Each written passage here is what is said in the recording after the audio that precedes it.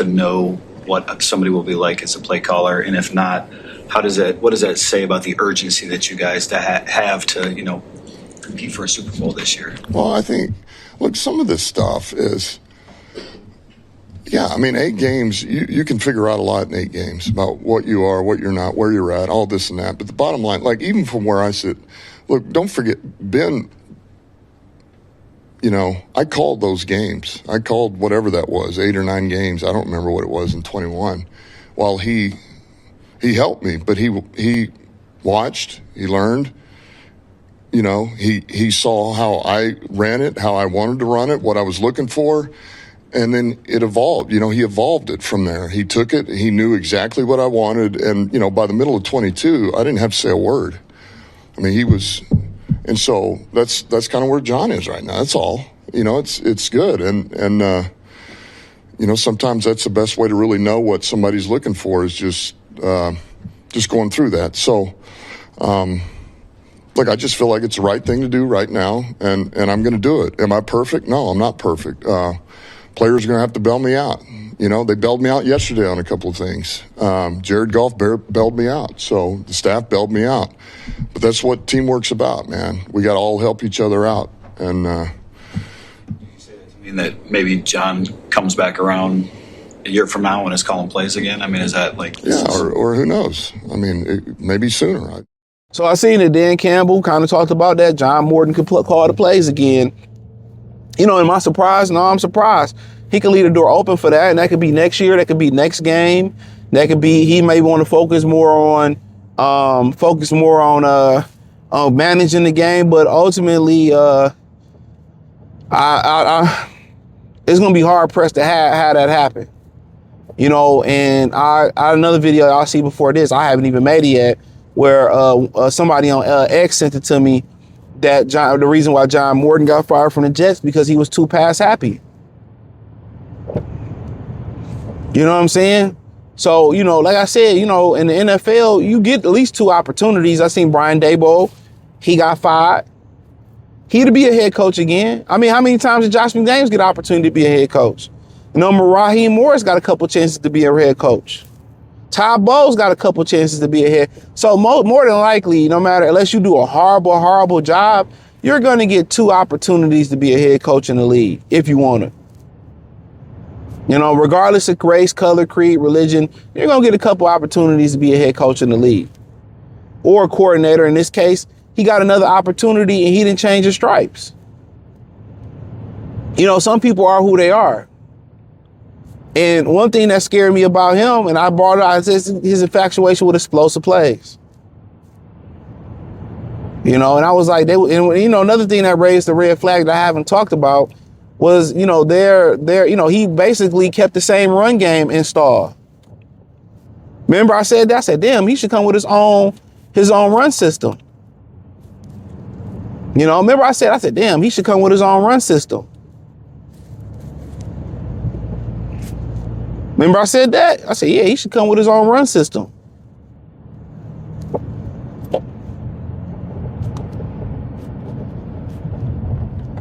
I'm going to keep the same run. That raises a red flag. You bringing in David Shaw, passing game coordinator. I'm like, okay.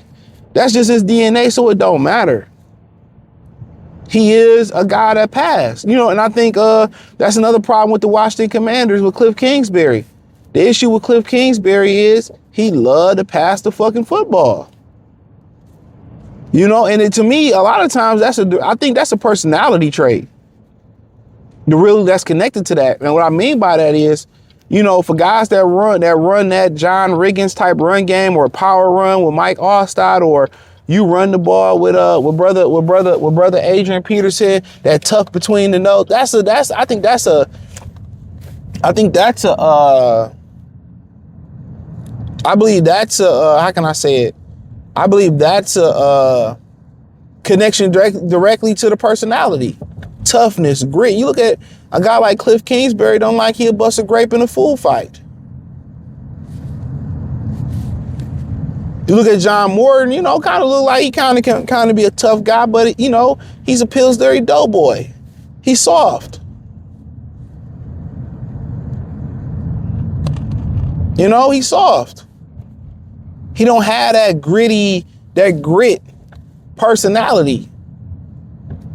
You know, he don't have that grit where we gonna line up 11 on 11, put a hat on the hat, we gonna run it down their throat. And it, you know, and at the end of the day, you know, Ben Johnson, he had a lot of that. As flashy and as trickery and as, you know, flashy as he was, he also had the side to him where, guess what? Let me tool up, let me strap up. Like, he cool, you know, he kicking and tell some jokes with you, but when it's time to strap up and do some gangster shit, you know what I'm saying? You know, hey, Ben Johnson grabbing the Glock, he grabbing the goddamn AK-47, and he ready to ride too. John Morton ain't got that. He ain't got that. Through 2 stops, his old age, he too flamboyant. He too flamboyant, too saucy. Too saucy, bro.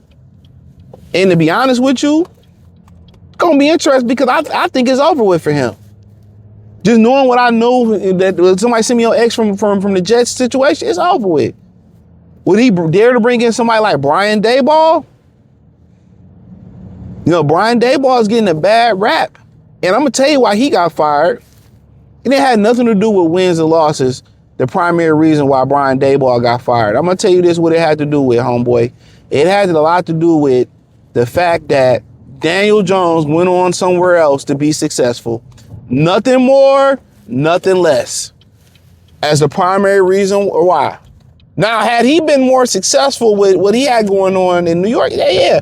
But Daniel Jones, they paid him over Saquon Barkley, and he went on. If he went on to be shitty, he probably would have been able to finish the season out and save himself, right? Had that been the case, but that wasn't the case. That wasn't the case.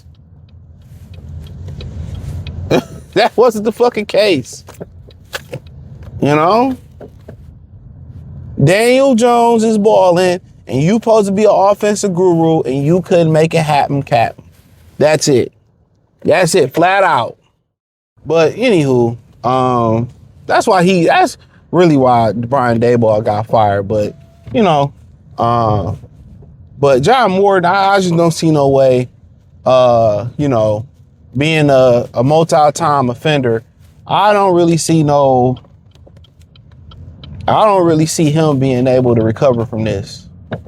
So that's my opinion on it. I don't see him being able to recover. You know, from, you know, just having this consistency of, you know, being past happy. And I heard a lot of the stuff that he was saying, and it just caught my ear. I was saying, I got a little bit of concern with this infatuation with explosive plays.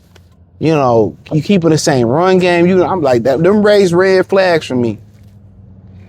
You know, and I guess they didn't raise red flags for Dan, but they raised red flags in my ears. They really did. They really did. But, you know, but hey, it is what it is, man. Let me know what you girls and guys think. Check out Detroit Lions Talk playlist. Find me on hit the link tree. Find me on X, Facebook, Kick, Twitch, the whole 9. Appreciate the love and support. Let me know what you girls and guys think in the comment section. Check out Detroit Lions Talk playlist for more videos like this. Peace.